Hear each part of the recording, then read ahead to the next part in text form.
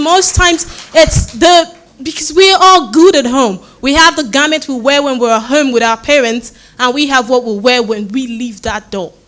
So most of the times when you're being told, oh, I heard that TT, Bumi, or whatever is not good, I don't want to see you with TT or Bumi.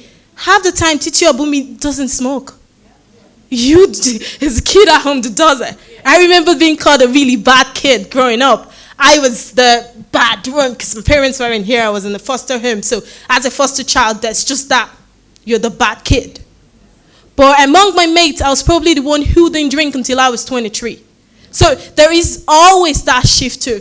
We as parents were very good, very, very good at pointing fingers. And it's okay because you don't want to be told that your baby that you've raised is now a bad kid.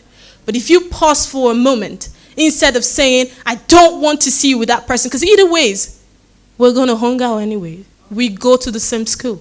We have the same friends. We're going to chat on social media. We're going to have our own, gang. We're going to do what we're going to do. But if you pause for a minute and understand that we're just being teenagers and start to have conversations as to, okay, I know you want to do this. Can you explain why you really want to do this?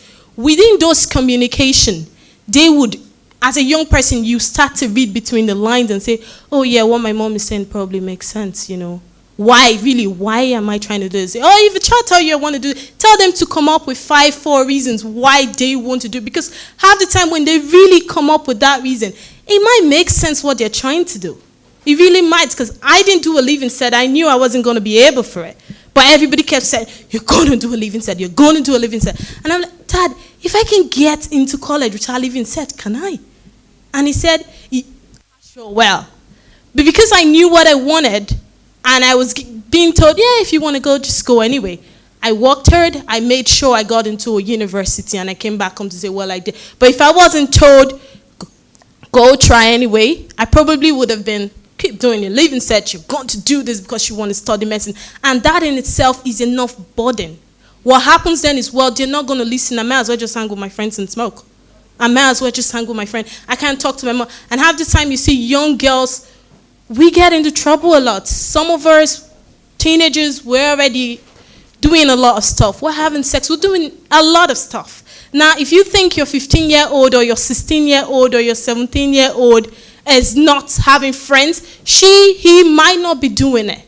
But they would have friends. The only way you would know is if you are first their friend, their mom, their teacher, and someone who would literally listen, because it's when you are communicating, when you're having that, let's have conversation. When they're comfortable enough with you, that's when they would share these informations with you. And it's based on the information they share with you and your reaction to it as well.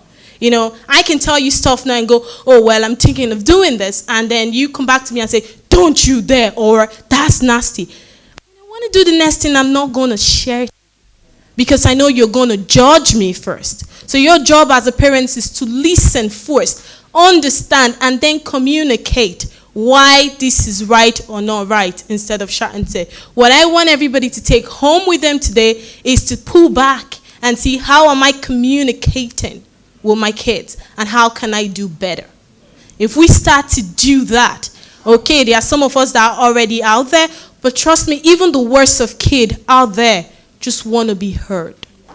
They genuinely just want to be communicated with, rather than, when you're saying you're bad, you're bad, you're bad. What happens is, I may as well just be bad. They already think I'm bad anyway. So whether there is set of people that needs to be spoken to, honestly, when you're even going to approach these persons, the only way they would ever communicate with you is to start the communication with, let's talk about this, rather than, I know you're doing this. So if we go home from today and start to communicate with, rather than shouting, listening to, rather than just going, you have to do this and that's it, I'm sure half of our problems will be solved. Thank you.